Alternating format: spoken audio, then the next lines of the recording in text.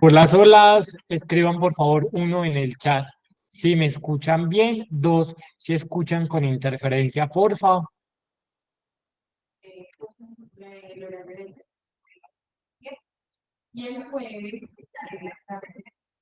Ok. Muy buenas tardes a todos los seres presentes en el espacio. Yo soy Thiago García, del equipo de la Dirección General. Les damos la bienvenida eh, a esta, su escuela, el proceso que ustedes hacen para formar, para crecer, ¿cierto? Para llevar a territorios ese conocimiento quizás que muchas veces nos es complejo adquirir de la academia, buscar espacios para acercarnos. La idea es que este espacio sea amigable, sea un espacio de diálogo constructivo, pero también de debate, de puntos críticos, de buscar también soluciones que impacten no solo los territorios en los cuales nosotros hacemos parte, sino también en cada uno de los territorios en los cuales ustedes hacen parte y dejar esos conocimientos instalados en los territorios, ¿cierto? Eh, ya el día de hoy les presento a Héctor Andrés Betancourt. Él es el profe que va a acompañar este espacio eh, durante un tiempo, ¿cierto? Esperemos que larguito. También ahorita a las 8 nos acompañará Jessica Meneses, también es una de las profes que se suma al equipo, que nos va a hablar un poco de gestión del riesgo.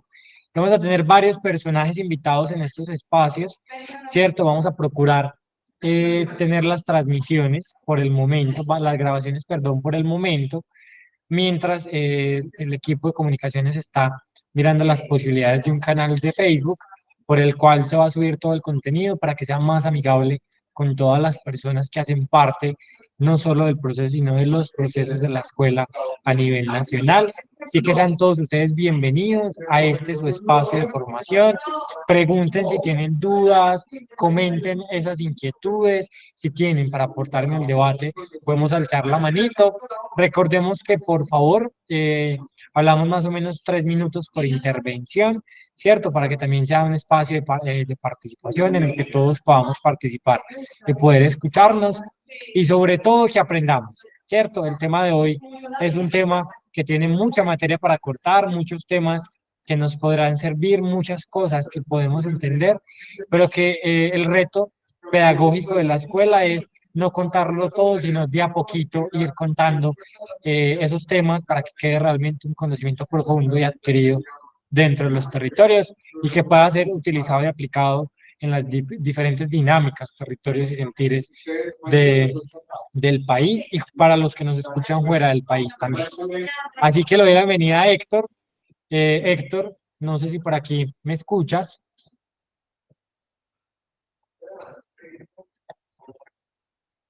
Hola, ¿cómo estás? ¿Cómo Muy estás? bien. No. Ahí sí, el espacio es todo tuyo. Bueno, vamos entonces a empezar sin más preámbulo con la exposición. Vamos a proyectar pantalla completa.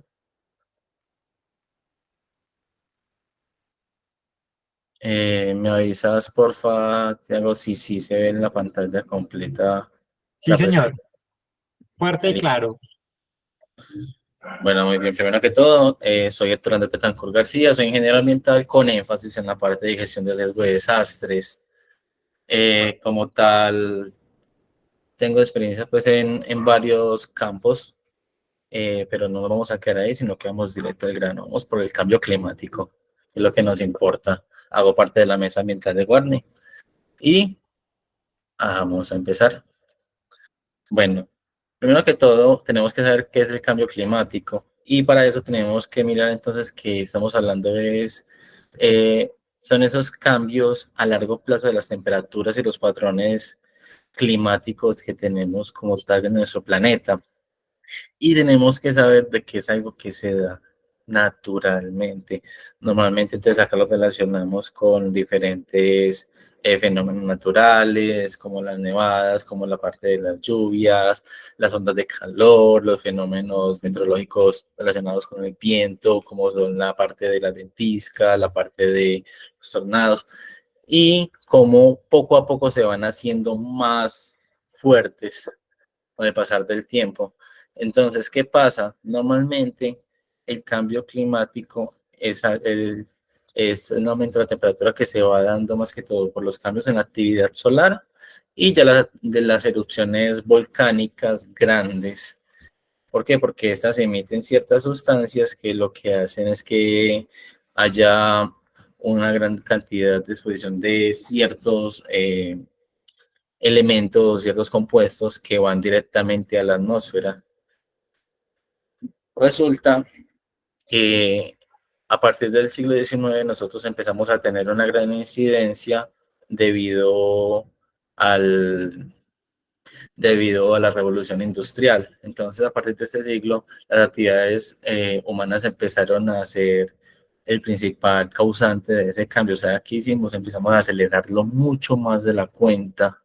Entonces empezaron las máquinas térmicas, toda esa parte del manejo de combustible fósiles como el carbón, el petróleo para hacer gasolina, ya la parte entonces del petróleo como derivados para nuestro consumo diario, para todo lo que tenga que ver de industria, Señora. y la parte del vapor.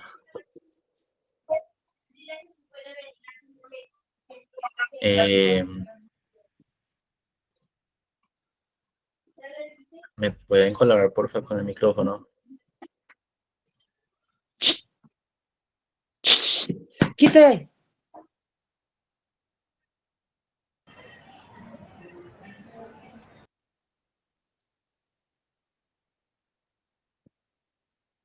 Bueno, para continuar, entonces hablamos de que es algo llamado los gases de efecto invernadero.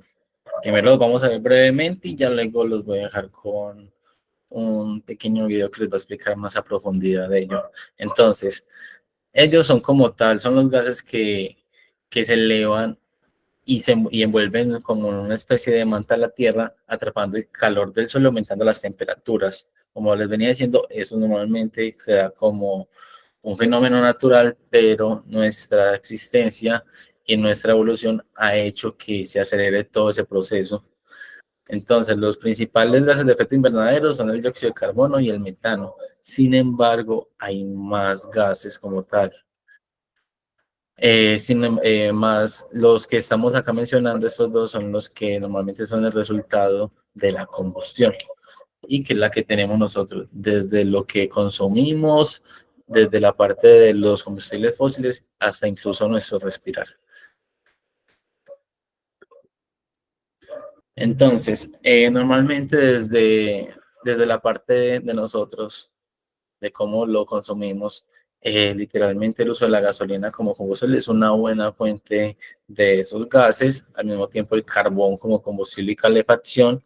Las actividades como la agricultura y la ganadería son un gran impactante como tal del medio ambiente y acelera esa parte del efecto invernadero debido a las emisiones importantes que genera. Aún así, ustedes saben que tanto la agricultura como la ganadería son actividades que son necesarias para para poder seguir con la vida como la conocemos. A su vez, tenemos entonces actividades que involucran el gas, el petróleo y los derivados del petróleo. Bueno, ya acá, siguiente, les voy a mostrar un pequeño videito. Para eso sí voy a tener que entonces cambiar por un instante la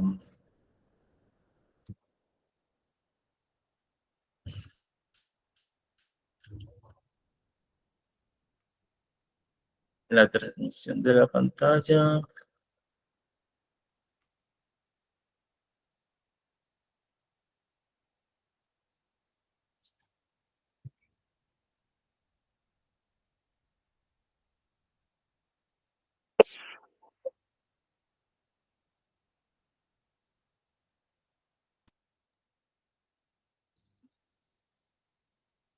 Efecto invernadero es Por favor, si se escucha bien. Sí, sí, se escuchan. Perfecto. un proceso natural en el que la atmósfera retiene parte de la radiación infrarroja emitida por la Tierra y así la calienta. Esta radiación infrarroja proviene del calentamiento que genera en la superficie terrestre la radiación solar, Este proceso ocurre porque la Tierra, como cuerpo opaco, absorbe radiación solar y emite calor. Al mismo tiempo, al existir una atmósfera, el calor no se escapa totalmente al espacio exterior. Una parte del calor es absorbido y se vuelve a emitir en todas direcciones por los gases que componen la atmósfera. Así, la Tierra mantiene un cierto equilibrio térmico que establece una temperatura media de 15 grados centígrados, garantizando un rango variable en el cual la vida puede desarrollarse. ¿Cómo se produce el efecto invernadero? El proceso por el cual se produce el efecto invernadero tiene como elementos principales al Sol, la Tierra y los gases atmosféricos. El Sol es la fuente de energía, la Tierra el receptor de dicha energía y emisor de calor y gases. La energía solar. El Sol emite fundamentalmente radiación de alta energía, es decir, correspondiente a la longitud de onda visible y ultravioleta del espectro electromagnético. La temperatura de emisión de esta energía alcanza los 6000 grados centígrados, pero la mayor parte se disipa en el trayecto hacia la Tierra. Del 100% de energía solar que llega a la atmósfera, cerca del 30% es reflejada al espacio exterior, efecto albedo. Un 20% es absorbido por la atmósfera, principalmente por partículas de suspensión y la capa de ozono, y el 50% restante calienta la superficie terrestre. La Tierra.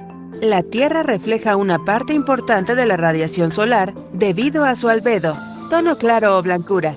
Este albedo viene dado fundamentalmente por las nubes, cuerpos de agua y hielo.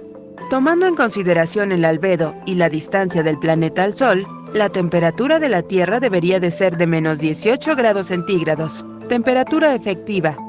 La temperatura efectiva se refiere a la que debería tener un cuerpo solo considerando albedo y distancia. Sin embargo, la temperatura real promedio de la Tierra está en torno a los 15 grados centígrados con una diferencia de 33 grados centígrados con la temperatura efectiva. En esta marcada diferencia entre la temperatura efectiva y la real, la atmósfera tiene un rol fundamental. La atmósfera. La clave de la temperatura de la Tierra es su atmósfera. Si esta no existiera, el planeta estaría congelado permanentemente. La atmósfera es transparente para gran parte de la radiación de onda corta, pero no para una gran porción de la radiación de onda larga. Infrarroja. Al dejar pasar la radiación solar, la Tierra se calienta y emite radiación infrarroja, calor, pero la atmósfera absorbe parte de ese calor. De esta manera, las capas de la atmósfera y las nubes se calientan y emiten calor en todas direcciones. Efecto invernadero. El proceso de calentamiento del planeta por la retención atmosférica de la radiación infrarroja es lo que se conoce como efecto invernadero. El nombre proviene de los invernaderos agrícolas, donde se cultivan especies que requieren mayor temperatura que la que existe en las zonas de producción. Para esto, estas casas de cultivo poseen un techo que permite el paso de la luz solar, pero retiene el calor emitido. De esta manera se logra crear un microclima cálido para aquellas especies que lo requieren en su crecimiento. Gases de efecto invernadero. Algunos gases como el vapor de agua y el CO2 actúan en el proceso natural del efecto invernadero. Por su parte, en el proceso antrópico participan otros gases además del CO2. El Protocolo de Kioto contempla las emisiones de 6 gases de efecto invernadero, entre ellos el dióxido de carbono, CO2, y el metano, CH4. Asimismo, el óxido nitroso, N2O, hidrofluorocarbono, HFC, hidrocarburo perfluorado, PFC, y el hexafluoruro de azufre, SF6. Vapor de agua. El vapor de agua es uno de los más importantes gases de efecto invernadero, por su capacidad para absorber calor. Sin embargo, el equilibrio se genera debido a que el agua en estado líquido y sólido refleja la energía solar y enfría la Tierra. Dióxido de carbono, CO2. El dióxido de carbono es el principal gas de efecto invernadero de larga duración en la atmósfera. Este gas es responsable del 82% del aumento del efecto invernadero ocurrido en las últimas décadas. Metano, CH4. El metano es el segundo gas de efecto invernadero más importante, contribuyendo con cerca del 17% del calentamiento. Un 40% del metano es producido por fuentes naturales, principalmente pantanos, mientras que el 60% restante es generado por actividades humanas. Óxidos de nitrógeno, NOx. Los NOx contribuyen a la destrucción del ozono estratosférico, aumentando la cantidad de radiación ultravioleta que penetra a la Tierra. Estos gases se originan por la producción industrial de ácido nítrico y ácido adípico, así como por la utilización de abonos. Clorofluorocarbonados, CFC. El CFC es un potente gas de efecto invernadero que daña el ozono estratosférico y está regulado en el marco del Protocolo de Montreal. Sin embargo, en algunos países como China, se sigue empleando en diversos procesos industriales. Hidrofluorocarbonos, HFC. Estos gases son empleados en diversas aplicaciones industriales en sustitución de los CFC. Hidrocarburo perfluorado, PFC. Los PFC se producen en las instalaciones de incineración para el proceso de fusión del aluminio. Al igual que los HFC, tienen una alta permanencia en la atmósfera y afectan la integridad de la capa de ozono estratosférica. Hexafluoruro de azufre, SF6. Este gas también tiene efecto negativo sobre la capa de ozono, así como alta persistencia en la atmósfera. Es empleado en los equipos de alta tensión y en la producción de magnesio. Consecuencias del efecto invernadero. La contaminación producida por el ser humano aporta cantidades extras de gases de efecto invernadero, rompiendo el equilibrio dinámico natural. Aunque dichas cantidades son mucho menores que las generadas por la naturaleza, son suficientes para romper este equilibrio. Esto trae graves consecuencias para el equilibrio térmico planetario y a su vez para la vida sobre la Tierra. Calentamiento global.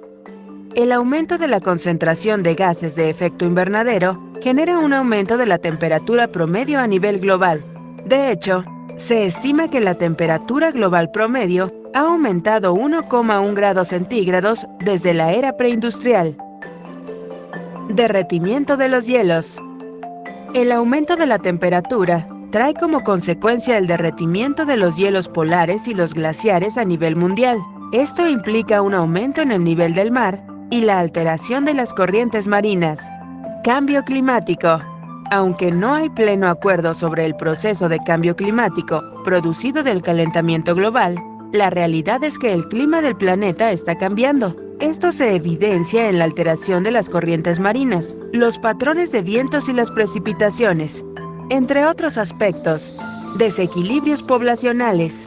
La alteración de los habitantes debido al aumento de la temperatura afecta el comportamiento poblacional y biológico de las especies. En algunos casos, hay especies que aumentan sus poblaciones y amplían su rango de distribución. No obstante, aquellas especies que tienen rangos de temperatura muy estrechos para su crecimiento y reproducción pueden reducir ampliamente sus poblaciones.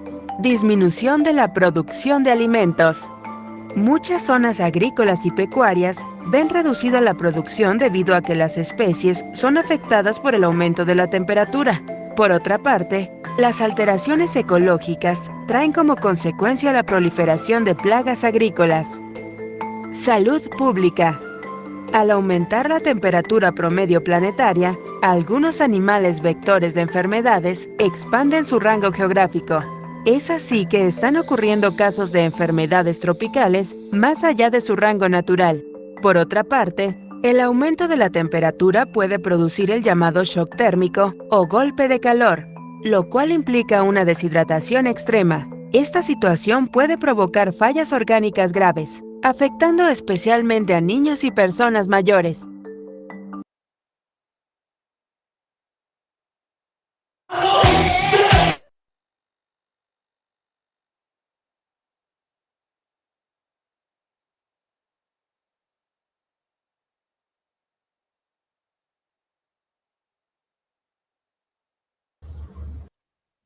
Listo. Ahora vamos a volver entonces a hacer un pequeño recorderis de todo lo que llevamos hasta el momento. Espero que sigan conmigo. Hacemos un pequeño repaso de lo que va de momento y luego procederíamos a una primera tanda de preguntas, si os parece bien. Entonces, estamos claros que el cambio climático, entonces estamos hablando de ese incremento de la temperatura promedio, en donde, eso hace que se generen diferentes fenómenos naturales y que nos afecte la vida diaria como la conocemos. Al mismo tiempo, sabíamos que entonces principalmente los cambios en la actividad solar y las erupciones volcánicas grandes son gran parte responsables de dicho cambio y que es un proceso natural que sufre la Tierra en su ciclo de regulación. Por otro lado, sabemos entonces que desde el siglo XIX los humanos nos convertimos en, en la principal causante de ese cambio debido a nuestra actividad industrial y nuestro progreso, por decirlo así. Sabemos que los principales gases de efecto invernadero son el dióxido de carbono y el metano, aunque ya aunque saben que están otros como los CPC, como los CPPC y como ya los mencionados pues en el video que acabamos de ver, y que esta es una de las tantas actividades que son responsables de dicho proceso se lleve a cabo. Bueno, ahora entonces quisiera que hiciéramos saber cómo van hasta ese momento, si tienen alguna pregunta, si de pronto ya están claros o les queda alguna inquietud o quieren consultar algo para que procedamos a la siguiente fase de la exposición.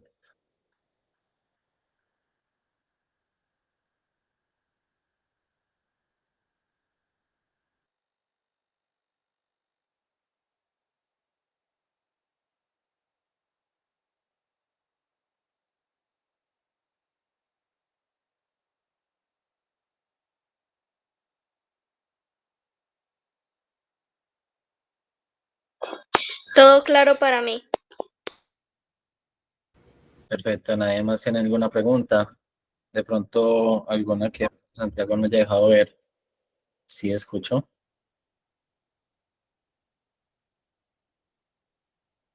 Sí, todo claro. Perfecto, entonces ahora vamos a continuar con la siguiente fase de la exposición.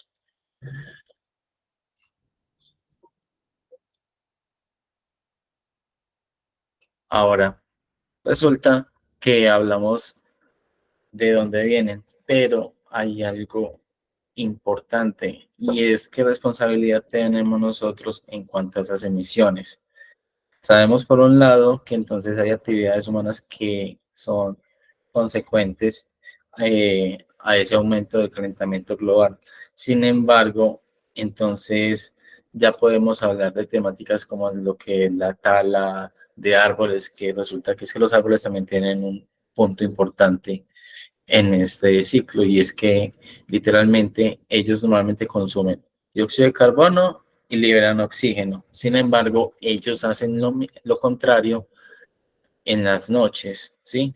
Según el ciclo de cada árbol, pues en específico. Entonces, lo normal es que ellos entonces consumen oxígeno y liberan carbono. Cuando dañamos ese equilibrio que ellos mismos mantienen, eh, ellos van a empezar como a generar un desequilibrio entre ellos. Entonces, por ejemplo, lo que es la tala discriminada, la quema de árboles, hace que esa regulación cambie un poco, porque entonces ya no hay esa misma cantidad de árboles que se necesita para ese eficaz intercambio. Eh, por otro lado, la edad de un árbol también va haciendo que no sea tan efectivo para ese consumo de CO2. Ahora, entonces, nosotros tenemos la responsabilidad del calentamiento global. Resulta que hablamos de que en los últimos 200 años las actividades humanas han generado gases de efecto invernadero a un ritmo muy superior de los últimos 2000 años atrás. Estamos hablando de que hemos hecho más en estos últimos 200 años después de la revolución industrial que en todo lo que contaminamos o que aportamos a ese calentamiento global durante toda nuestra existencia. Entonces, actualmente la media es de 1.1 grados. el aumento que se ha generado, pues, y que fue mucho más que a finales como tal del siglo XIX. Estamos hablando de que de todas las épocas que hemos tenido, literalmente cada década que ha pasado, eh, a partir de de estos últimos 40 años, literalmente se ha superado como la más cálida registrada. Entonces, hace 40 años fue la década más caliente que tuvimos. Hace 30 años fue mucho más caliente que la anterior. Y se supone que a partir de ahora, todas las décadas venideras, todo el tiempo venidero va a ser más caliente registrado. Aparte de eso, entonces se figura de que, no sé cómo lo vieron en el video, que tal cual vamos a tratar de llegar a un punto de 1,5 grados centígrados como meta para mantenernos. Sin embargo, eh, esta temperatura solamente es posible si hacemos algo al respecto. Entonces, el aumento de la temperatura como tal es el principio. La Tierra, como todo está conectado, literalmente empieza a influir en todas las cosas. Entonces, no solamente es que nos calentemos, entonces ya entonces solamente va a ser todo más cálido. No, resulta que tenemos unas consecuencias debido a este proceso. Una de las consecuencias son que los posibles desastres naturales que se puedan generar y como tal los eventos climáticos se van a intensificar. Entonces, consigo van a traer mayores probabilidades de desastre. Y hay un dato que es muy curioso y que es preocupante, y es que se creía que la humanidad era vulnerable ante los desastres naturales y los desastres ya de tipo antrópico, que son, o sea, los ocasionados por intervención humana. Y resulta que según cómo va avanzando todo y cómo se han dado las cosas, se descubre que literalmente el nivel de vulnerabilidad que tenemos ante estos eventos catastróficos es aún mayor, y lo podemos evidenciar en la pandemia, que ya lo usamos en cómo todo se nos puso de cabeza, en cómo todo colapsó, no solamente para nuestros hogares, sino a nivel mundial, que el clima cambió, que todo cambió solamente por el cese de actividades, ¿sí? Antes, ya eso es un temita que les voy a tocar más adelante, que es la parte meteorológica en, en, en el área metropolitana. Pero entonces está relacionado mucho con el hecho de cómo eran los parámetros antes y cómo están ahora, y cómo cambiaron durante la pandemia. Entonces, en consecuencias, las sequías que antes presentaban ahora son más intensas y van a seguir siendo mucho más intensas. La escasez de agua, es posible que todas aquellas escasez de agua que se daban antes ahora van a ser más fuertes, o que se van a dar de forma más seguida. Los incendios son más fuertes. Ustedes saben que cuando estamos en una temporada seca, se producen muchos incendios forestales, sobre todo en estas zonas de ladera, y, y de pronto en la peculiaridad, pues como de la geografía de cada uno de ustedes, de sus lugares, de pronto pueden evidenciar el cómo esos cambios en el clima y esos calores generan más potenciales incendios, los conatos.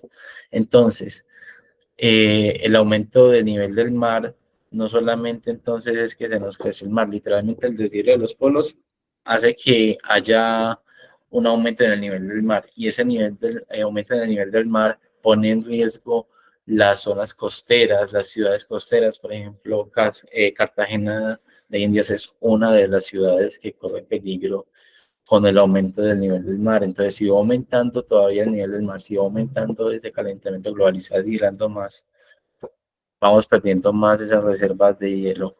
Literalmente, Cartagena está tendiente a quedar sumergida en el agua por lo cerca que está del nivel del mar. Ahora, las tormentas catastróficas y la parte como tal de esos eventos meteorológicos que son muy dependientes del viento, literalmente sería más fuerte. No sé si han visto que últimamente ha habido mucha amenaza de huracán, que hay un huracán de categoría 4 o 5, y, y que afectan zonas que antes no acobijaban antes. Por ejemplo, se prevé que ahora pronto va a llegar uno a tocar las costas de Providencia y San Andrés. Esos son temas bastante fuertes y que pueden atacar incluso con más fuerza que cuando ocurrió la catástrofe de hace un tiempo atrás. Y por otro lado está la disminución de la biodiversidad, que también es que nosotros estamos en un clima en específico. Para mantener el ecosistema es algo, es algo delicado y es como una armonía. Entonces, si nosotros cambiamos las propiedades o se cambian las propiedades como tal, bajo las cuales se subsiste, entonces empiezan a desaparecer especies o empiezan a proliferar más especies de lo que deberían proliferar, empiezan a aparecer especies de otras zonas que se sienten desplazadas, ya sea por la pérdida de su hogar, por pérdida de cobertura vegetal o por incendios o porque simplemente hay intervenciones humanas y generan desequilibrios. Entonces, si vos vivías antes en, no sé, vos tenías tu casita al lado de una quebrada, resulta que antes ella crecía hasta un punto, pero resulta que es que no sabemos cómo crecía y cómo se comportaba hace 50 años, hace 100 años, y resulta que ahora con las intervenciones que hicimos, con la especie que dejó de estar o con la especie que la comunidad de pronto no apreció y empezó a cazar, o que los mismos perros y mascotas como tal de los vecinos fueron erradicando, las fueron haciendo desplazarse de su hábitat, rompieron como tal esa cadena trófica, haciendo que ya no estén como controladores de especies si eran carnívoras, que ya no estén consumiendo las plantas que necesitaban consumir si eran herbívoras, o entonces ya no estén haciendo su trabajo las plantas y se estén muriendo. Entonces ya el río resulta que ya viene con más fuerza, o la quebrada viene con más fuerza, y de un momento a otro se nos metió a la casa y nos causó estragos que no imaginábamos que podían pasar porque nunca nos habían sucedido, porque nunca había pasado la quebrada por ahí y porque ahora sí. Ahora, entonces, están las afectaciones a la vivienda, esos aumentos de temperatura también traen consigo vectores, ¿sí? Esos vectores generan enfermedad, vectores como los ratones, cucarachas, mosquitos, todo eso va deteriorando la salud. Al mismo tiempo, los cambios de temperatura hacen que los cultivos no sean tan eficientes como antes, entonces no dan abastos y se significan un aumento, un alza como tal en los precios. También entonces está la afectación de vivienda, la adquisición como tal de los productos, entonces empiezan a generar que un derrumbe en la carretera que comunicaba con nuestro pueblo, con nuestra ciudad, entonces ya se encarecen también los productos por el hecho de que ni siquiera, o se escasean por el hecho de que ni siquiera llegan hasta donde deben llegar para poder llegar a nuestros hogares o a los supermercados en donde nosotros los mercamos. Todo esto se vuelve una cadena que está conectada y que de alguna forma nos va volviendo mucho más vulnerables a cualquier cambio. Entonces, cualquier cambio que se hace en la naturaleza rompe el equilibrio y al mismo tiempo entonces ese equilibrio que se rompió nos va generando más y más afectaciones. Por eso lo de que cada vez somos más vulnerables, especialmente esas personas vulnerables también están basados en su lugar de residencia y en el desarrollo que tenga el país. No es lo mismo un desastre en un país tercermundista o en un país subdesarrollado que en un país que tiene todas las condiciones para afrontar el desastre como tal, para reaccionar ante los pormenores o cualquier catástrofe. Entonces, mire que acá podemos ver entonces cómo también el hecho de que la vulnerabilidad eh, ella va a aumentar por las condiciones de pobreza y para los habitantes de laderas, por ejemplo, son mucho más las problemáticas que vienen, porque entonces con esos cambios de clima, con las tormentas, con las constantes lluvias, con el crecimiento de las quebradas, con la inestabilidad del terreno propiamente, eso puede significar que más adelante el lugar que estábamos buscando se vea afectado y literalmente podamos estar estos habitantes de laderas, ¿sí? Eh, Peligrando como tal tanto nuestro hogar como nuestra vida.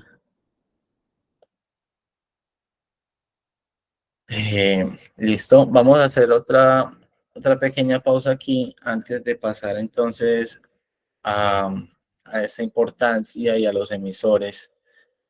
Quisiera saber si de pronto hasta el momento hay alguna pregunta o puedo continuar como tal.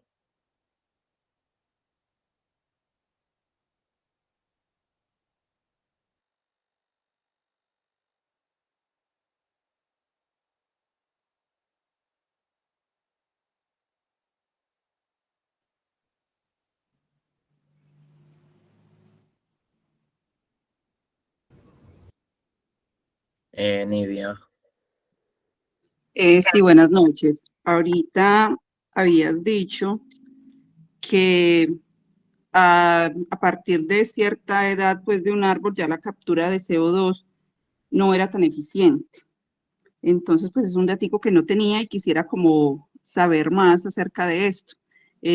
Porque pues en algún momento yo tuve la oportunidad de hacer un diplomado en cambio climático, pero no recuerdo pues como de haber escuchado acerca de este punto, pues.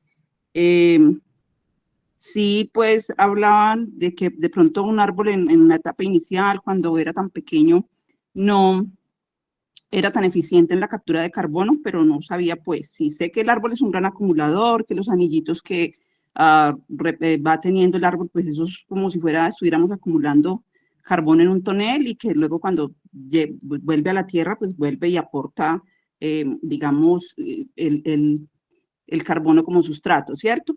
Pero no tenía entendido esto, sí me gustaría como ahondar un poquito más en ese punto. Muchas gracias. Claro que sí, Nidia. Mira, lo que pasa es que cada especie de árbol tiene un potencial de capturar CO2 distinto y al mismo tiempo hay unos tiempos en específicos en su crecimiento y desarrollo en donde es mucho más efectivo a la hora de hacer su acción, ¿sí? De capturar ese carbono. Resulta que, por ejemplo, no sé si conoces sobre los bonos de carbono. Ellos en estándar nacional funcionan de una manera más plausible que cuando estamos hablando con estándares internacionales. Entonces, por ejemplo, los bonos de carbono como tal es un método de el que contamina paga, entonces yo te voy a pagar con bonos de carbono por haber contaminado, ¿cierto? Colombia como tal se acoge mucho ese proceso debido a su gran biodiversidad y sus grandes áreas forestales. Resulta que entonces, digamos que el potencial que internacionalmente se avala normalmente son de 5 años, a vos se pagan por esos 5 años que se mantienen los árboles como tal, ¿sí? De mantenerse, que se sostienen en el tiempo y que entonces están haciendo su trabajo de captura de carbono.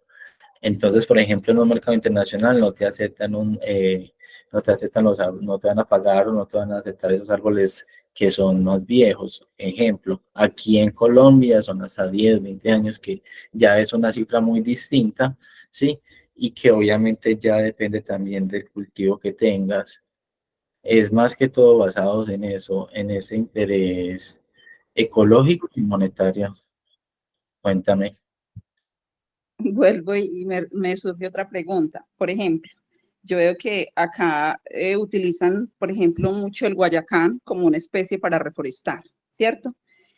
El guayacán acá pues por lo menos acá en el oriente antioqueño donde yo resido, es de un crecimiento súper lento. Digamos que uno digamos, en un año, y lo digo por experiencia propia porque me regalaron un par de guayacanes, los sembré y yo, uy, no, ¿qué es esto? O sea, en un año, ya voy para 3 años que los tengo, me los regalaron de unos 30, de unos 50 centímetros, 50, 60 centímetros, y el árbol no ha alcanzado 1 metro, entonces el crecimiento es súper, súper lento. Entonces, digamos que, por ejemplo, la eficiencia de un árbol de estos, pues yo no sé si un arbolito de esos tan pequeño o con un follaje pues eh, tan poco, pueda ser tan eficiente en la captura de carbono como para uno decir, por ejemplo, que un árbol de 5 años, a diferencia pues de árboles que tienen un desarrollo súper rápido, un crecimiento rápido y un desarrollo rápido y que en cuestión de 3, 4 años ya son prácticamente árboles adultos. Claro que sí. Lo que pasa es que normalmente a nivel de venta de carbono o de hacer ese monitoreo de especies arborícolas como tal, literalmente se buscan eficiencia a tiempo corto, porque como tal, digamos que cada caso es específico. Entonces, lo normal es que si vos querés hacer parte de un proceso, y resulta que es que yo tengo puros pinos. Entonces mis pinos tienen un potencial, mis pinos me van a llegar y me van a generar el carbono que yo necesito en edad temprana, ¿sí? Y van a generar una evolución y van a capturar bastante en ese tiempo. Entonces toca entrar a ver cuánta es la capacidad que tiene para absorber carbono esos guayacanes. Recuerda que también hay muchas especies de guayacanes y que literalmente como tal vamos entonces a la parte de qué tan eficientes son o cuándo son más eficientes. Porque entonces resulta que, digamos, hay una especie, porque ya sería meterme pues en el campo de los forestales y no me compete, pero entonces digamos que hay una especie que literalmente sucede que primero tienen un avance lento, pero ya después del tiempo empieza con un crecimiento acelerado, ¿sí? Hay plantas que funcionan así. Entonces, por ejemplo, sucede con el bambú. Un bambú que literalmente se demora mucho en germinar, pero cuando germina empieza a crecer de una manera desmedida y que su crecimiento es impresionante, pero se demoró cuánto para poder germinar, para poder salir. Entonces es analizar el caso específico de cada especie, porque entonces vos tenés tu predio y tú necesitas hacer primero ese inventario para saber qué es lo que tengo y con lo que puedo negociar como tal, ¿sí? Con qué estoy aportando más o con qué estoy aportando menos, si lo vemos en necesidad de la parte monetaria. Entonces es eso, la parte de los guayacanes son unas especies nativas, son unas especies que pueden albergar as, vivienda para muchas especies de fauna y que tienen un interés biológico mayor debido a que son autóctonos. Bueno, yo me voy como perdiendo. Pues sabiendo que uno ve pues que el guayacán pues es una especie que es caducifolia, que cuando menos lo piensas pierde todo, digamos, después de la etapa de la floración prácticamente pues el árbol queda desnudo completamente, ¿cierto? Entonces, yo digo, bueno, que para, digamos, durante la etapa de floración, pues sí, debe ser muy beneficioso, pero yo como que casi nunca veo, por ejemplo, digamos, aves que aniden en un guayacán o como ese tipo de cosas. De pronto a veces sí los ve uno que estén por ahí, pero no pues como que sirvan como de casita para ellos y eso pues, o no sé si es que a mí me ha pasado todo eso porque yo soy pues como muy observadora, tengo hay muchas aves que están acá pues como cerquita de mi casa pues porque yo vivo pues en un predio rural y pues la fauna es abundante y el vecino tiene guayacanes ya pues bien altos y pues casualmente yo he notado eso que nunca he visto como ni casi las aves suben allá, sino que están como en los árboles más, digamos, de menor tamaño, los más bajitos, casi nunca los veo allá. Recuerda que todo es un ecosistema y lo que nosotros vemos solamente es un pequeño porcentaje de ese ecosistema completo. Entonces, resulta que tú ves el árbol y no ves que todo el tiempo hayan aves ahí, o no parece que vivieran animalitos ahí, pero en algún momento del día ese es su morada auxiliar, en las raíces, bajo tierra y en la parte de sostén de como tal del suelo, tiene su propio papel.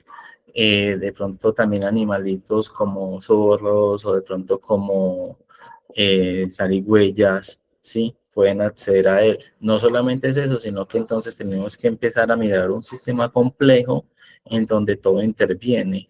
Si están en una zona que es literalmente intervenida por los seres humanos, o sea que estamos en una localidad y ahí es el arbolito, no va a haber la misma cantidad de fauna albergada o incluso flora que sea parasitaria o que funcione de una forma simbiótica con el árbol. No va a ser lo mismo ahí donde está intervenida el ser humano a cuando está en la naturaleza. Igualmente cumple su papel, ¿sí? Entonces son muchos los papeles, te tocaría literalmente entrar a analizar la especie en específico. Incluso hay uno que otro análisis de carácter científico con documentos en donde analizan cómo en la captura de árboles de varias especies como tal. Si no estoy mal, una de ellas es el Guayacán, y entonces se habla de muchísimas cosas sí, por hacer como tal para esa parte de restauración, porque así es como lo están utilizando. Siémbrate un Guayacán, siémbrate un Guayacán, te regalamos Guayacán, y literalmente hay una importancia. Y mira que entonces de alguna forma, no sé si te enseñan la importancia ecológica, el papel que tiene ese Guayacán, pero entonces eso ya quería entrar a otro tema y nos desviaríamos un poco de la exposición.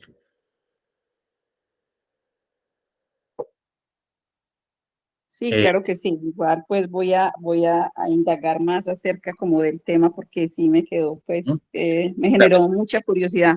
Listo, ok, muchísimas Claro, gracias. cada especie tiene su propio valor biológico y en esa parte de venta de carbonos hacen un papel distinto todos. Igualmente, entonces también tiene que ver mucho la parte de digamos, esa parte de la cantidad de especímenes que vos puedes tener en un predio en específico. Entonces, ¿qué es más efectivo a la hora de comercializar con ellos? Pero eso ya es otro tema. Listo, entonces vamos a pasar directamente a la parte de la importancia que tiene ese aumento de la temperatura. Resulta que ya nos habíamos mostrado en el video que literalmente la temperatura había aumentado 1.1, ¿sí? Pero resulta que se estima de que la temperatura no puede subir más de 1.5 grados centígrados si queremos mantener un ambiente que sea con un clima habitable, porque más allá de eso, literalmente se vuelve muy hostil el clima y el ambiente y como tal la vida. Entonces, como tal, el problema radica en que se estima que a final de siglo el aumento sea de 2.8 grados centígrados. Por eso es la prisa que tenemos, porque es que entonces mira que solamente con 1.5 cada grado, cada décima de grado que aumenta la temperatura se ve reflejado en todo el sistema. Si nos vemos como un ecosistema enorme, literalmente todo lo afecta, solamente un cambio insignificante de temperatura. Ahora, ¿cuál es la meta? Llegar a mantener ese aumento a no más del 1.5 grados centígrados con el fin de poder mitigar o tratar de empezar a mejorar nuestra calidad de vida y no tener que migrar a un clima y a unas condiciones de vida muy hostiles que no nos permitan habitar el planeta de forma agradable. Entonces, sabemos que las emisiones que provoca el cambio climático proceden de todas partes del mundo, nos afectan a todos y todos somos culpables de las mismas, ¿sí? Unos países unas actividades son más influyentes que otras. Por eso entonces ya hablamos aquí de los principales emisores. Hablamos de que son 7 los mayores emisores que tenemos y literalmente son responsables de la mitad de las emisiones de gases de efecto invernadero que se tienen. Estamos hablando de esto a 2020. En 4 años, después de la recesión que tuvimos por el cambio, por la pandemia, se puede hablar fácilmente de que literalmente ahí pueden haber más industria, pueden haber otras evoluciones, puede haber cesado. Son cambios que se van estudiando y se van analizando, pero en 2020 estos son los principales emisores, ¿sí? Que tienen en común, que son países industrializados, que son países que literalmente son grandes potencias, que son superpoblados y que generan muchísimo, no solo trabajo, sino mucha contaminación por industria. Entonces, los principales son la China, Estados Unidos, la India, Indonesia, Rusia, Brasil y la Unión Europea en el conjunto. Ahora, es un gran reto, pero hay muchas soluciones. Y para trabajar eso, empieza entonces esa parte de esos aportes por beneficio económico y las mejoras de vida, pero siempre protegiendo el medio ambiente. Se cuenta como tal con marcos y acuerdos globales para poder guiar ese proceso, ese progreso como tal, de la forma pues como bien encaminada, por decirlo así. Entonces uno de ellos son los Objetivos de Desarrollo Sostenibles, no sé si los conocemos todos, pero como tal son 17 y que están conectados de una manera muy simbiótica entre sí, pero que desgraciadamente no están marchando como deberían marchar. Están muy quedadas muchas de las metas y es posible que varias de ellas, por no decir que muchas, no se cumplan a como estaban proyectadas. Están las convenciones del marco de las Naciones Unidas sobre el cambio climático y está el Acuerdo de París, que trae ciertas consolidaciones. Como tal, las categorías de acción que se tienen van enfocadas en 3, que son la de reducir las emisiones, la de adaptarse a los impactos climáticos que son generadas por ese cambio climático que tenemos y al mismo tiempo financiar los ajustes necesarios para que se empiece a mitigar y se pueda seguir disminuyendo las emisiones que se tienen para que no se desborde a esa cifra del aumento de temperatura que tenemos como límite de 1.5 grados centígrados. Entonces, vamos de una forma ambiciosa, queremos hacer una migración de los combustibles fósiles a las energías renovables como son la solar y la eólica. No solamente existen esas dos, pero son las más populares. Personalmente a mí me encanta un tipo de energía renovable que es basada en el mar. Es una energía que me parece a mí que es más estable y que no depende de tantos factores. Y se llama la energía maremotriz, que es literalmente coger la energía despedida por el movimiento de las olas para generar energía como tal. Y entonces esa no va a tener problema de que se va a disminuir la obtención porque haya mucha nube en caso de la solar o que de pronto no hayan buenas corrientes de viento que alimenten nuestros molinos. Por otro lado, tanto la solar como la eólica han seguido evolucionando. Una de esas evoluciones es que la solar ya han sacado ya patentes que literalmente pueden capturar la radiación residual que queda, aunque haya nubes que no dejen ver el sol, que lo estén tapando, igualmente se captura de una forma un poco más pasiva esa energía solar. Por otro lado, está la parte eólica en donde se hacen diferentes diseños que puedan aprovechar el viento no de un solo lado, sino de por donde venga. Si me vino desde la parte de atrás, por ahí el alimento, si me vino por la parte de adelante también, si no de lado también se recibe. ¿Por qué? Porque es de una forma cilíndrica. Entonces, por donde venga el viento, él lo va a captar. Ahora, se busca reducir no solamente las emisiones que provocan ese cambio climático. Volvemos entonces a ese gran reto de mantener por debajo de los 1.5 grados centígrados el calentamiento a 2030, pero entonces estamos hablando de emisiones ceros a 2050. Aún así, como estamos hablando, todavía estamos algo quedados para poder siquiera llegar a esa meta del 2030. Es muy ambicioso, pero todavía se puede trabajar. Se necesita reducir en más de 2/3 la extracción de las reservas de combustibles fósiles. Aquí hay que hacer una paridad, y es que, como tal, aunque bien sean grandes contaminantes, la extracción minera como tal es necesaria para nuestra subsistencia. Lo que se tiene que buscar es una forma de ser más amigables, disminuir esa demanda o migrar a nuevas formas de obtener esos mismos beneficios, pero de una forma que no estemos deteriorando más el medio ambiente. Porque al fin y al cabo, sin la extracción minera que se ha dado hasta el momento, no estaríamos donde estamos, ni con la tecnología que tenemos, ni con los beneficios que tenemos. Entonces es importante tener esto como en cuenta.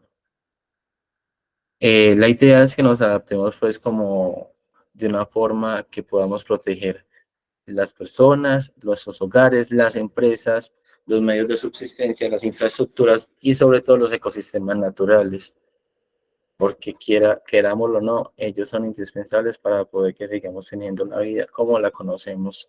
Se tienen en cuenta los impactos que ya tenemos y tenemos que tener en cuenta entonces que a futuro van en aumento y que tenemos que ver cuáles son, proyectarnos qué es que probablemente nos pueda llegar a pasar debido a ese cambio climático.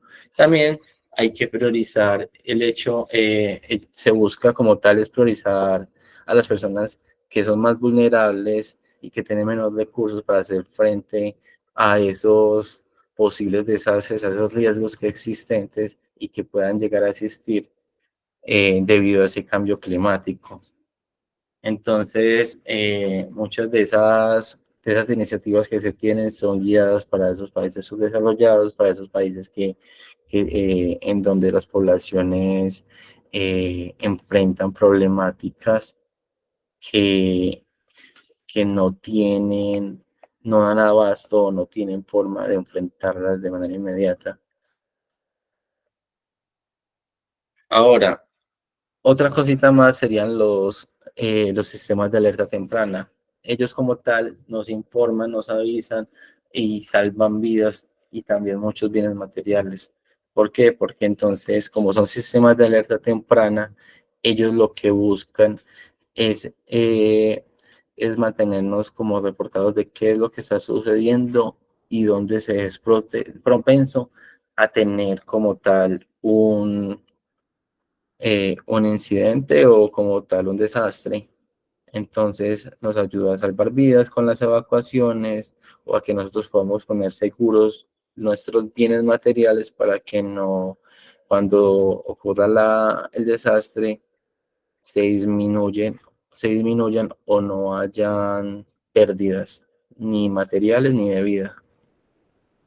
Se habla que para eso, como tal, los países industrializados tienen un compromiso de aportar 100.000 millones de dólares anuales, ¿sí? Para esos países en desarrollo, para que ellos puedan adaptarse y puedan convertir sus procesos a algo más ecológico, a algo que sea más amigable con el medio ambiente. Estos dos que estamos poniendo acá son el sistema de alerta temprana de Cali y el CIATA, que es directamente el sistema de alerta temprana acá en el área metropolitana, pero que aún así uno lo puede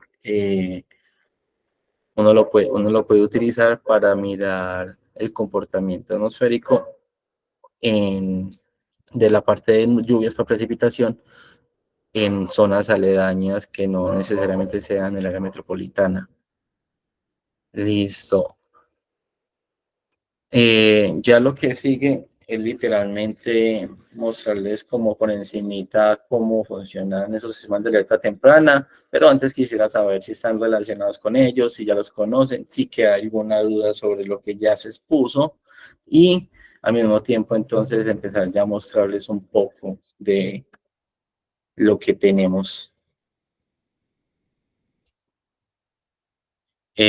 Bueno, entonces cuéntenme cómo vamos, qué dudas tienen, si estamos todo bien. Cuéntenme si también entonces conocen los sistemas de alerta temprana.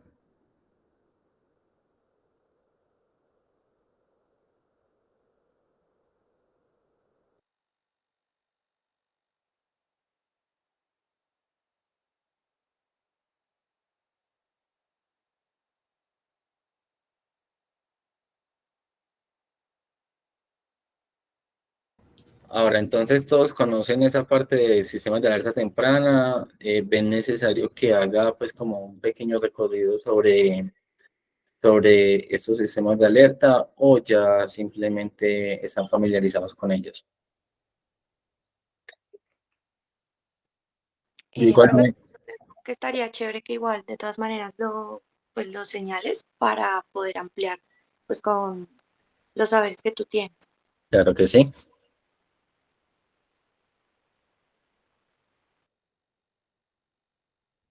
Perfecto. Para quienes no están familiarizados y para que sí, ya les voy a mostrar. Igual no todas las ciudades del país cuentan con ello.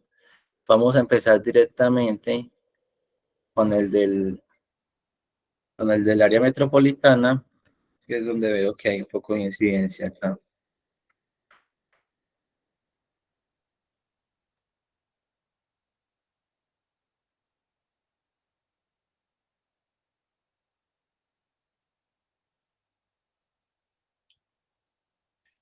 Listo. Resulta que el sistema de alerta temprana funciona de manera muy técnica y también funciona de una manera amigable para quien nos está visitando. Antes de empezar con eso, yo les había mencionado ahorita de que antes de pandemia, después de pandemia y con la pandemia, hubo un cambio en los comportamientos de los radares meteorológicos o como tal los que miden los contaminantes. Ustedes pueden ver acá esos punticos verdes y amarillos. Estos punticos verdes y amarillos reflejan la cantidad de como tal están relacionados con con el material particulado, ¿sí? Están relacionados con la contaminación que viene por las partículas de 2.5 micras, que son las más pequeñitas y las que no importa si vos te pones tapaboca o te tapas la nariz, igual entran a nuestro organismo y son muy propensas a generar enfermedades como el EPOC, que son las enfermedades pulmonares obstructivas crónicas, ¿sí? Entonces, ellas antes de pandemia, los centros asistenciales mantenían colapsados debido a a ese tipo de enfermedades respiratorias. Resulta que antes, cuando en el área metropolitana nosotros, estando en laderas, nos asomábamos a revisar el paisaje, veíamos que todo estaba nublado y uno decía, ¿eso será lluvia o qué será? Y no, muchas veces no era lluvia, no era nubosidad, sino que era literalmente la contaminación. La polución era tan grande que literalmente no nos dejaba ver ni siquiera el centro de la ciudad, aunque lo tuviésemos enfrente. ¿Sí? Resulta que cuando llegó, entonces, no, para eso se generaron los famosos pico y placa ambiental, que era que entonces, con el fin de, son campañas como tal, con el fin de que no se estuviera contaminando siempre y todo el tiempo. El pico y placa actual tiene dos funciones. Tiene la función de controlar el tráfico de la ciudad y al mismo tiempo de disminuir la cantidad de emisores que están al mismo tiempo circulando para que esa contaminación no suba tanto. ¿Qué pasó? ¿Cuál fue el fenómeno que ocurrió con pandemia? Como estábamos en casita, como no había nadie en la calle, empezaron a transitar otra vez especies, empezaron a ver caminando por la ciudad porque todo estaba solito. Al mismo tiempo, estos índices pasaron de mantener entre rojo y amarillo a pasar a estar a verde en casi todo momento, ¿sí? Y eso era una ventaja muy grande porque entonces el, el medio ambiente como tal de la zona y de muchas partes del mundo como tal, tuvo la oportunidad de tener un momento de resiliencia, siendo la resiliencia la capacidad que tiene el medio ambiente como tal de recuperarse de los impactos que se han generado o que se les ha causado, los daños, ¿sí? De volver otra vez a su punto natural de cómo debe estar. Resulta que hay otra cosa que es acá la reflectividad. Como tal, normalmente cuando hay fenómenos de lluvia, mira que acá hacen unas nubecitas. Estas nubes, estos colorcitos rojo, amarillo, verde, azul, representan como tal la nubosidad. Esa nubosidad nos dice entonces cómo está más o menos el clima en cuanto a lluvia. Entonces resulta que es que yo me fui para las zonas de, de- del manglar, no sé, nos vamos para por ahí por el páramo de Frontino. Ustedes pueden ver que en estos momentos hay unas lluvias muy intensas. Este color así intenso rojo significa que está muy fuerte la lluvia en específico en esta zona y en esta zona del páramo. Entonces, ¿qué pasa? Entre más rojiza, tirando ahora, literalmente es, entre más oscura, literalmente es como más intenso el evento de lluvia. Entre más verdecito, más azul y que se va como perdiendo color, literalmente es porque ya es más breve, es menos fuerte ese evento de lluvia que se tiene. Entonces mira que, por ejemplo, este radar del área metropolitana tiene eh, tiene un buen rango, no solamente se limita el área metropolitana, sino a zonas que están mucho más lejanas de los principales municipios del departamento. Por otro lado, entonces aquí también se pueden ver otro tipo de parámetros. Uno puede ser usuario, uno puede ver radar, ¿sí?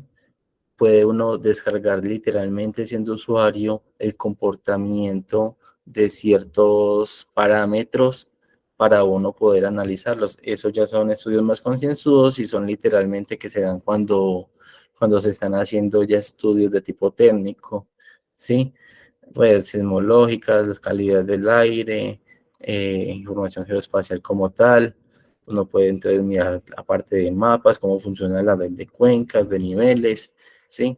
Solo que obviamente entonces ya aquí estaríamos llegando pues como a temas mucho más complejos. Mira que entonces él empieza a seleccionarme las zonas según las que yo elijo y quiero ver. Él también tiene la opción entonces de descargar información. Ella normalmente te la descarga en un formato de Excel en donde podemos codificar y empezar a analizar variables. Listos por este lado. ¿Hasta este punto tienen alguna duda? ¿Queda todo claro?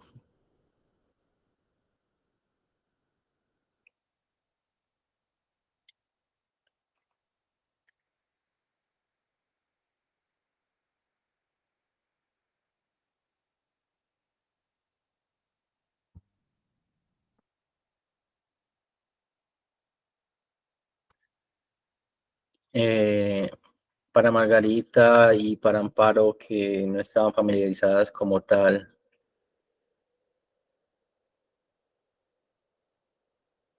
Perfecto. Listo. Entonces, el sistema de alerta temprana acá. Asimismo, hay otras páginas como el IDEA que nos llevan a datos más específicos en donde se pueden analizar literalmente cuencas de agua completa a nivel histórico. Ahí es donde en ese tipo de páginas es donde podemos ver literalmente cómo es el comportamiento de una quebrada eh, en años anteriores para saber más o menos para calcular más o menos cómo va a ser el comportamiento en años venideros.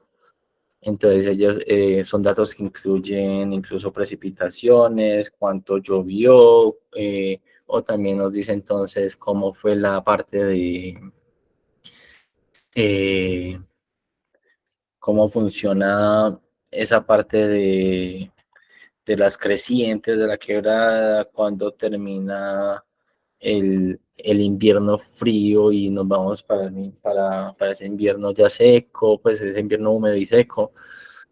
No sé si sabían que como tal nosotros no manejamos estaciones, pero sí manejamos algo llamado como tal un invierno que se divide en dos partes, ¿sí? Entonces es un clima donde estamos en una temporada de lluvias, en una temporada seca. Más o menos así es como funciona directamente el clima en Colombia en general. Les comento que este ya viene siendo el SATIC, que es el Sistema de Alerta Temprana Inteligentes y Comunitarias de Cali. Ellos tienen un funcionamiento muy similar al al CIATA, que es el del área metropolitana, y mire que aquí podemos ver cómo se comportan fenómenos de lluvia, ¿sí? En un espacio mucho más grande. Este de pronto puede que en realidad también esté sujeto a alianzas de pronto con otros radares meteorológicos o que baje información de otros lugares. Entonces, mire que aquí podemos ver cómo se comporta la lluvia en tiempo real. Aquí nos dice la tablita cómo va desde una lluvia ligera hasta una lluvia muy fuerte. Eh, Me dan un segundito, por favor.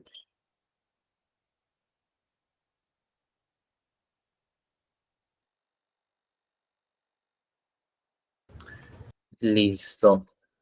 Bueno, ya sabemos entonces cómo se comporta entonces esta parte. Literalmente entonces mira que nos deja entonces mirar el mapa base, nos deja interactuar con él, nos deja entonces mirar por medio de satélites, las calles, también nos deja mirar el suelo específicamente, mirar entonces si hay humedales, hay quebradas, las pendientes como tal, son para datos más técnicos que puedan servir como sujeto de estudio, ¿sí? De una zona en específico. En el mapa básico, mira que podemos entonces entrar a mirar entre el perímetro urbano, las comunas. Cuando nosotros no tenemos estas herramientas, también podemos ir directamente al DANE, que ellos guardan toda esa información, o directamente en las páginas de los municipios. Ellos normalmente también tienen una parte de mapeos, donde podemos entrar más. En la parte ambiental, mira que entonces tenemos cómo está la cosa. Aquí estamos hablando directamente de la gestión del riesgo, donde podemos ver entonces los riesgos por movimientos en masa, la parte de licuación susceptible, los diques, ¿sí? Esos son parámetros que nos van arrojando datos más específicos con los cuales trabajar, ¿sí?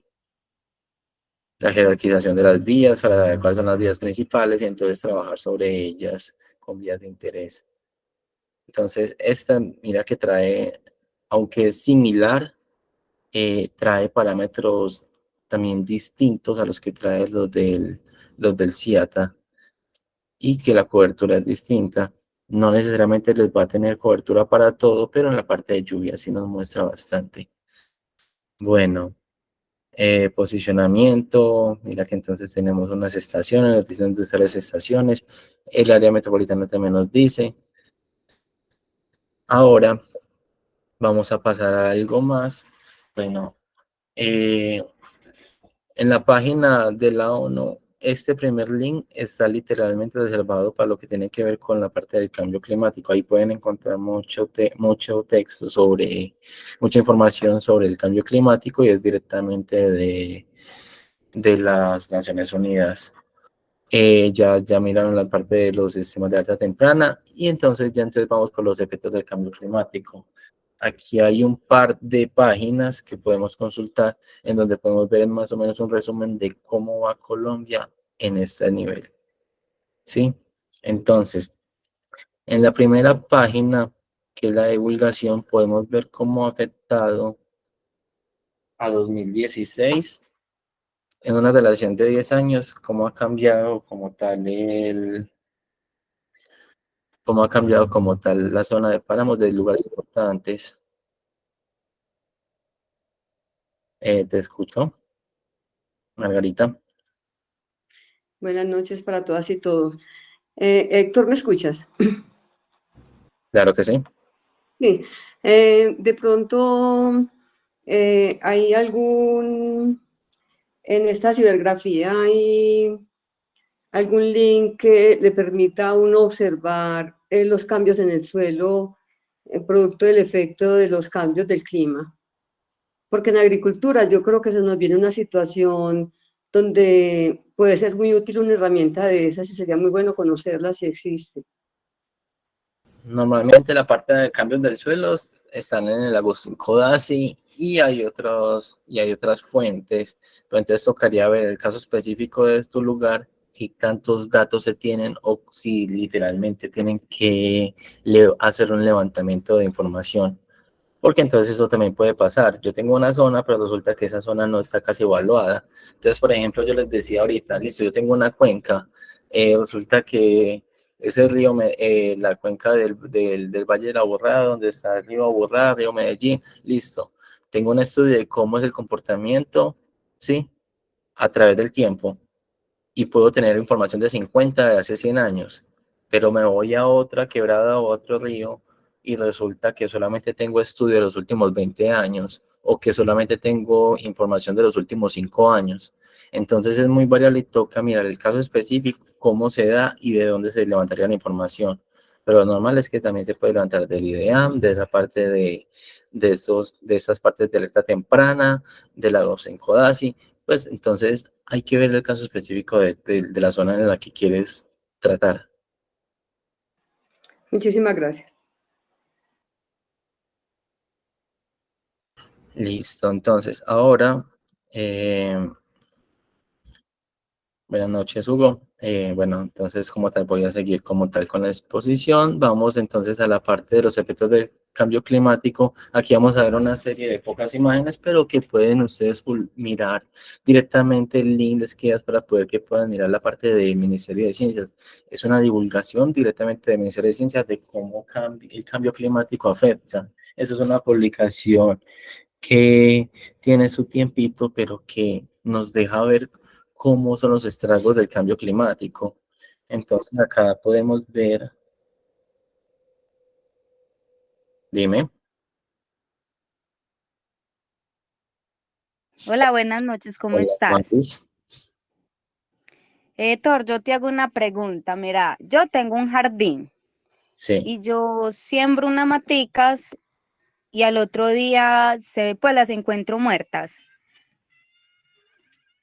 siembras unas maticas y las encuentras muertas. Sí, ¿Qué es en específico lo que quieres saber sobre esas maticas?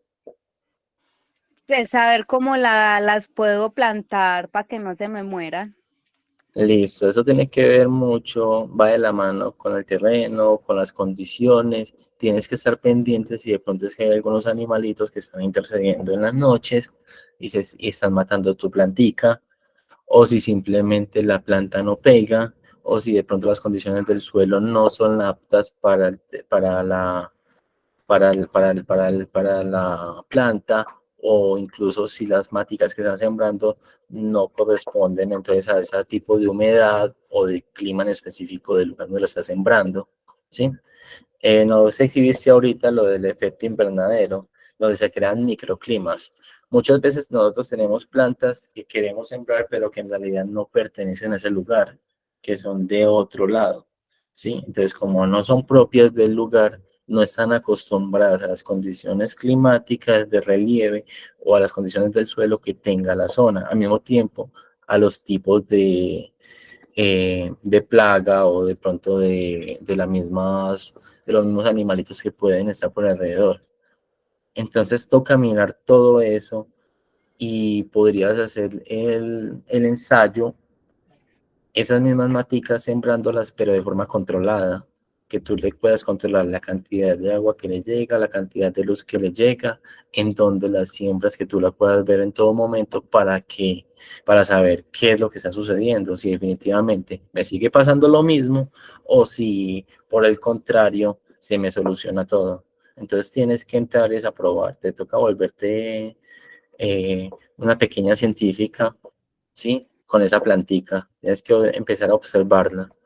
para saber entonces qué es lo que está sucediendo con ella.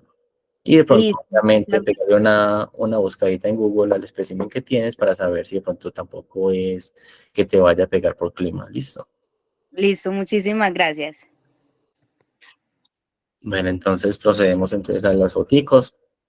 Aquí podemos ver entonces el nevado del Cucuy, que es uno de los más afectados pues por el cambio climático. Aquí miramos entonces, por ejemplo, esta es de la zona de los nevados, mira las fotos que les estoy mostrando, y vamos a ver cómo va cambiando, mira el deshielo como se da en el Cucuy.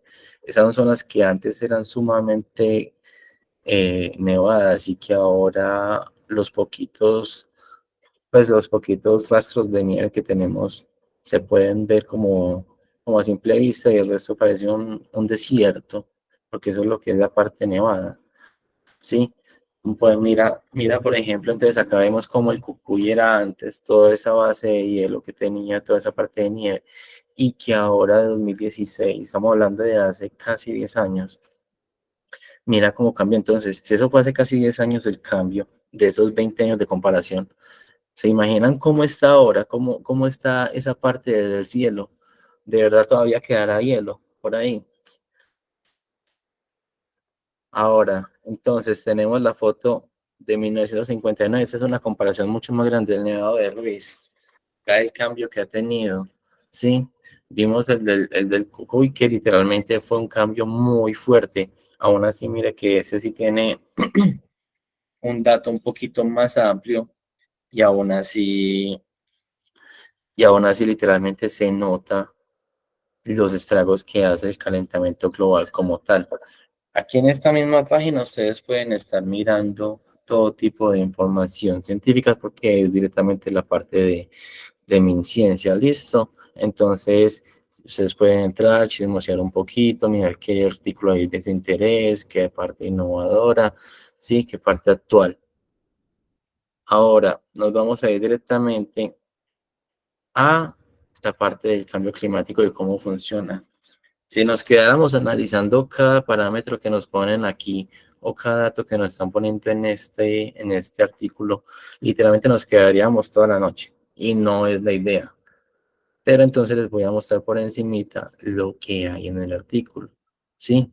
Estamos hablando de que es un estudio concienzudo, donde hay cifras y estadísticas, en donde podemos ver entonces cómo es la flota colombiana en cuanto al cambio climático, lo que se ha aportado, cómo nos afecta y qué estamos haciendo o qué debemos hacer para poder seguir aportando nuestro grano de arena en esa parte de la lucha contra el cambio climático. Entonces podemos ver entonces cómo es las emisiones de efecto invernadero de cada año a nivel mundial. Mira que aunque aquí no se ve bastante en la gráfica, podemos ver que Colombia está aquí abajo en el último y los grandes potencias como las que les mostré ahorita en la diapositiva están arriba, pero por mucho. Estamos hablando de que Colombia es un 0.37, mientras que entonces, por ejemplo, Estados Unidos a 2004 era 14,67, 10, y que las cosas, esas cifras van aumentando. O sea, no solamente estamos hablando de esto es ahora, esto es después. Mira que, por ejemplo, aquí hay unos informes viejos y aún así hay informes nuevos que, o sea, uno los mira y son súper impactantes. Entonces, este es una vuelta atrás de cómo estaba hace unos años para que los comparemos con los que están saliendo ahora, 2024, ¿sí? Y 2023, de cómo está avanzando y si en realidad estos otros 10 años de verdad sí se hizo algo, si sí se pudo avanzar o si entonces simplemente eh, estamos estancados o estamos empeorando, porque entonces son cifras que nos acompañan y que literalmente están ahí para el cambio, para que nosotros seamos conscientes de todo lo que impactamos nosotros y lo mucho que podemos hacer, ¿sí? Entonces, irnos a leer estadísticas de hace unos años no sería lo ideal. Sin embargo, esos artículos nuevos, esas informaciones nuevas, son informaciones que apenas están llegando y que se necesitan analizar de forma concienzuda, pero que mirando hacia atrás podemos ver en dónde estamos y para dónde vamos. Listo. Esos eran los links corticos. Mira que no son links nuevos, pero que son de páginas que normalmente traen bastante información y que nos ayudan pues como a darle una mirada objetiva a lo que tenemos y para dónde vamos. Este otro es ya directamente de algo con lo que quizás estamos un poquito más familiarizados, que es la parte de los objetivos del desarrollo sostenible, ¿sí? Esto ya es tema de otra clase, esto literalmente es importante tocarlo, pero que literalmente nos podemos quedar incluso 2 y 3 clases por cada uno de los ítems que tenemos, y son 17, ¿sí?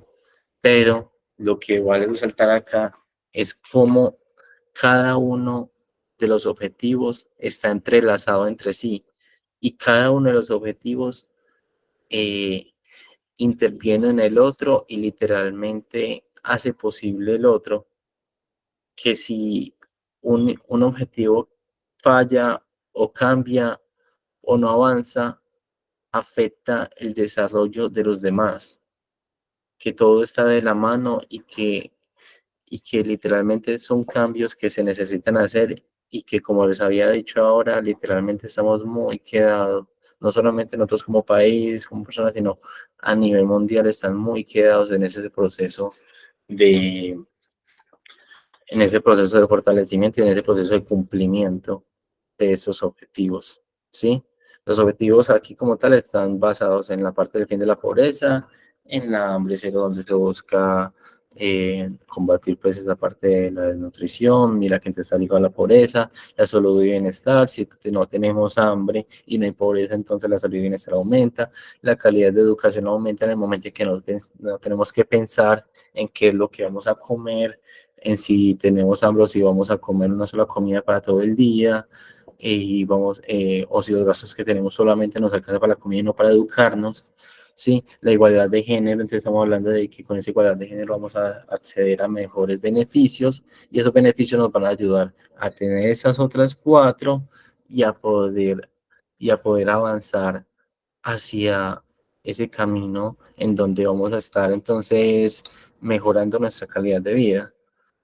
El agua limpia y saneamiento, en donde se busca es que todos podamos acceder pues como a un agua potable y podamos acceder a ese recurso de una manera eficiente, ¿sí? Y que la sepamos aprovechar. Al mismo tiempo, entonces, esa energía asequible y no contaminante va muy de la mano con eso del cambio a energías limpias, ¿sí?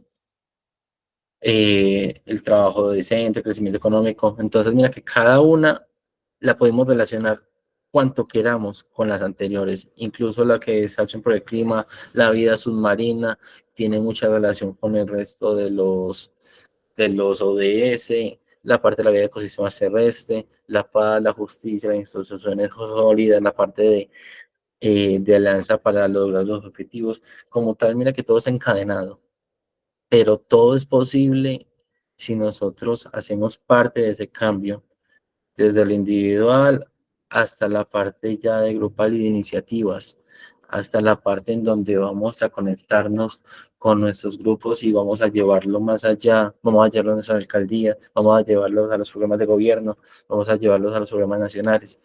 Todo está conectado y no es posible llegar a cumplir esos objetivos si absolutamente todos no colaboramos con ello. Entonces, cada grano de arena que ustedes aportan, cada meta, cada pensamiento, cada idea que puedan aportar para la mejora de esas condiciones de vida y para la mejora desde sus comunidades, es importante para poder que lleguemos a donde queremos estar y poder de que ese cambio climático no nos vaya a afectar tanto como nos puede afectar. Listo, no siento más, eso es todo lo que les traía para exponer. Estoy abierto a cualquier pregunta.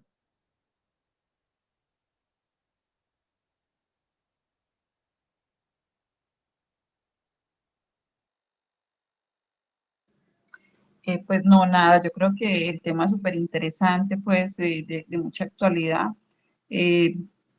Ahí, por ejemplo, ¿qué quisiera yo? Como ahondar más un poquito como en la mitigación, ¿sí? Porque siempre hablamos como, digamos, casi que siempre de lo mismo, pero digamos, yo creo que es como ver desde nuestro quehacer, desde nuestra vida cotidiana, qué podemos hacer nosotros y que eso sea claro y que, digamos,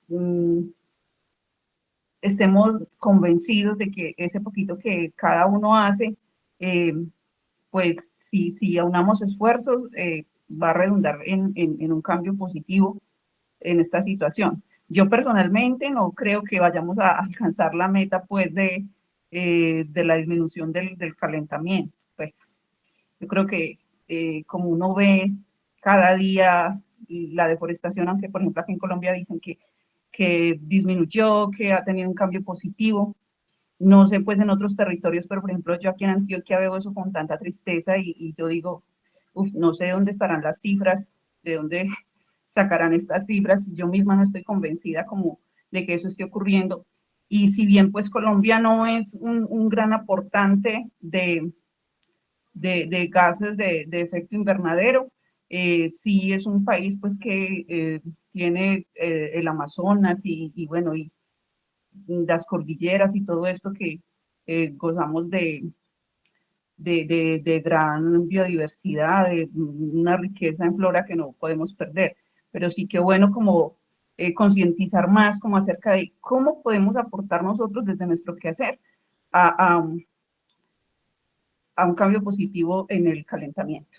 Muchas gracias. Te felicito, pues muy chévere, pues en general abordó como lo esencial y bueno, pues espero que al igual que yo, a los otros que participamos de la conferencia, nos haya gustado y hayamos aprendido un resto. Listo, recuerden que desde que uno solo haya entendido, de que uno solo le haya gustado, ya estamos mirando más allá y ya estamos llegando cada vez a más personas, porque es que cuando hablamos de cambio, cuando hablamos de esa parte de educación de conciencia, literalmente el cambio que le haces a una persona, esa persona lo va a ir replicando, ¿sí? Entonces aquí digamos que somos 30, pero entonces esos 30 se van a convertir en muchos y, y se van a ir potenciando, porque entonces lo que tú aprendes es algo que desde tu estilo de vida, desde tu vivencia diaria, poco a poco se va a ir esparciendo como una semilla. Y que estoy seguro de que muchos de ustedes quieren ser parte del cambio y que tienen unas propuestas maravillosas para generar ese cambio. Y eso es lo más importante. Y espero haber sido bastante claro con los temas. Muchas gracias ante todo por la atención que me prestaron y estoy muy contento y muy a gusto de haber compartido este espacio de 2 horitas con ustedes.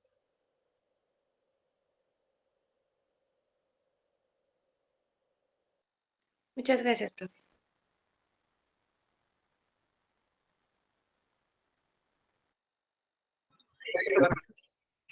Yo hago una pequeña intervención. Uh, a los chicos que están en la sala, y es que porfa en el chat se encuentra el enlace de asistencia para que porfa lo llenen. Listo, y en la hora de inicio ponen las 6 de la tarde. Igualmente, ya vamos a empezar ahorita a las 8 también con Jessica Meneses sobre el tema de gestión integral de riesgo de gases. Listo, entonces para que estemos pendientes, que ahorita a las 8 nos vamos a conectar. Yo creo que porfa, también tenemos el listado de asistencia y ya les doy la palabra a Héctor, que es el profe del espacio.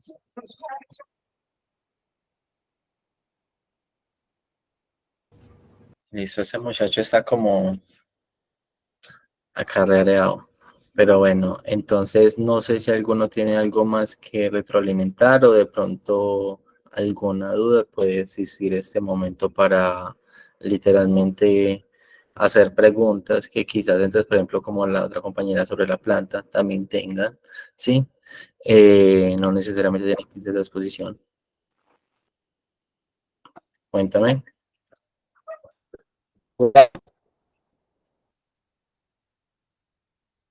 Buenas noches, ¿me escuchan? Sí, sí, sé que escuchamos. Hola. Bueno, Nidia y todos, buenas noches. Mi nombre es Hugo Ortega. Sobre lo que comentaba Nidia, pues de qué podemos hacer, pues hay muchas formas, desde muchos ángulos se puede hacer algo. Les contamos lo que nosotros hacemos aquí en Guarni. Estamos pues en una finca y hacemos agroecología. Cultivamos una pequeña huerta agroecológica con más de 150 especies de plantas, de flores comestibles y hortalizas. Y a la vez hemos ido recuperando algunas especies y plantas que están casi en peligro de desaparecer, como el chachafruto, como la maravilla o flor de un día se llama, el nombre científico es Pavonia tigridia, que es una planta muy especial y que está prácticamente al borde de perderse en esta región. Eso por un lado, y bueno, y hacer el reciclaje de las basuras, de los desechos, hacemos compostaje, hacemos pues el propio abono, en fin. Usamos el agua lluvia para algunas cosas, para las plantas, en fin, para aseo. Y además, hace más de 30 años, somos custodios de una reserva natural que se llama Sazartí, en Bahía Triganaca, en dicho Comar Caribe. Y en esa, pues, hemos hecho distintas investigaciones y ahora estamos haciendo una investigación con una parcela permanente para medir la captación de CO2 y la producción de oxígeno de una hectárea de bosque húmedo tropical. Esas cosas estamos haciendo.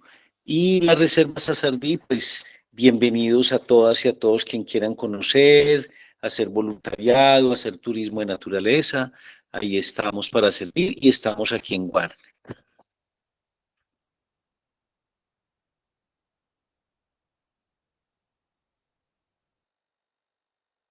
Muchas gracias por tus palabras y es muy bueno saber de esas iniciativas que poco a poco van cambiando, van haciendo la diferencia.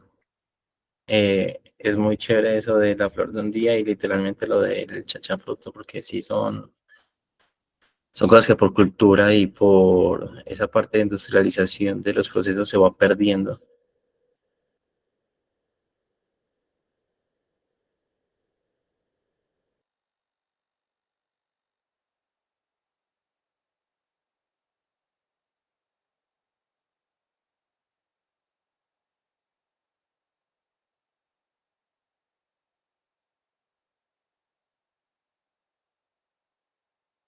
Bueno, no siendo más y viendo que ya entonces quedan todas sus dudas eh, concluidas, entonces voy dando entonces espacio a la finalización del encuentro.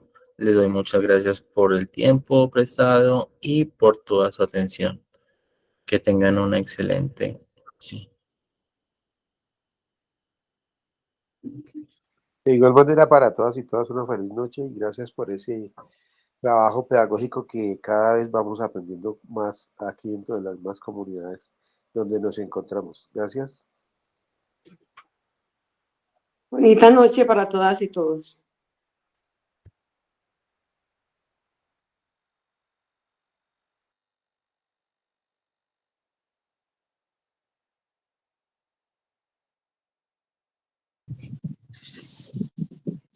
Feliz noche para todos.